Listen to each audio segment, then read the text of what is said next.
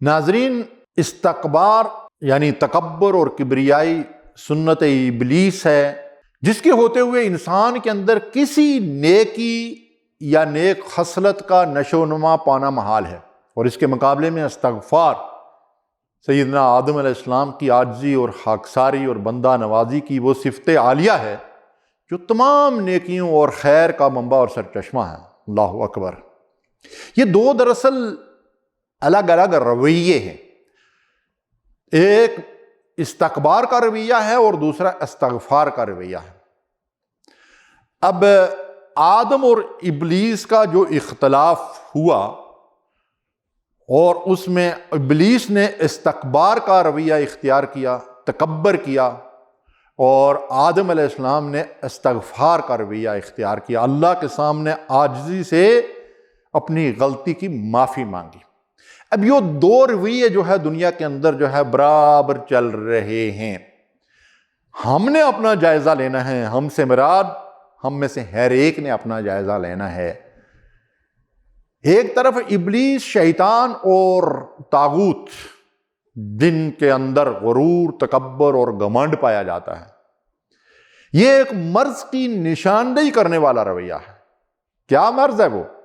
انا خیر منہ، ابلیس والا، کہ میں اس سے بہتر ہوں۔ یہ غرور اور تکبر کے اسباب جو ہیں وہ کچھ بھی ہو سکتے ہیں۔ حسن و جمال کا تکبر ہو سکتا ہے، فضل و کمال کا، قبیلے اور خاندان کا، نسل و نسب کا، فہم و فراست کا، فنی مہارت کا، جسمانی قوت اور طاقت کا، عجب اور خود پسندی، کچھ بھی ہو تو خود پرستی، نفس پرستی انسان کے اندر آ جاتی ہے، اس کی وجہ سے تکبر انسان کے اندر پیدا ہوتا ہے۔ پھر وہ کیا کرتا ہے؟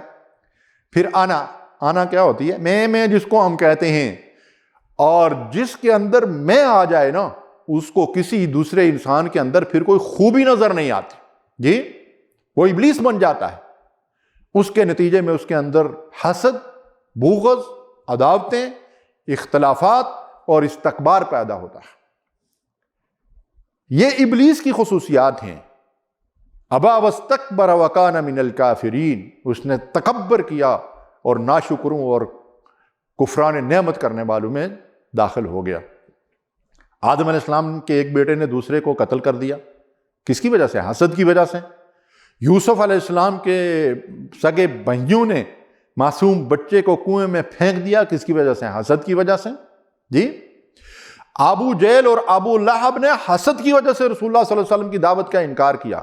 آج ملک پاکستان کے اندر اس تکبر کی علامات اور اس کے نتیجے میں حسد، بغض، دشمنیاں، کینے اور دوسرے کو پرے کا اتنی حیثیت نہ دینا، اس کے نمونے دائیں بائیں آگے پیچھے جو ہے وہ ہم دیکھ رہے ہیں۔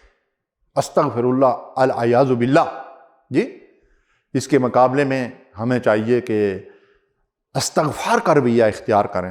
سیدنا آدم علیہ السلام کو جب اپنی غلطی پہ انتباہ ہوا تو ابلیس نے کیا کیا تھا؟ ابا واستکبر، تکبر کیا، اکڑ گیا۔ آدم علیہ السلام نے کہا ربنا ظلمنا انفسنا وان لم تغفر لنا وترحمنا لنکونن من الخاسرین، اے میرے رب، ہم نے اپنے اوپر زیادتی کر لی، ظلم کر لیا، اگر تو معاف نہیں کرے گا تو ہم تو نقصان میں پڑ جائیں گے۔ اللہ اکبر۔ اللہ تبارک و تعالیٰ نے یہ کلمات تلقین کی، فتلقى آدم من ربہ کلمات فتاب علیہ انہ هو التواب الرحیم۔ اللہ نے ان کی توبہ قبول فرمائی۔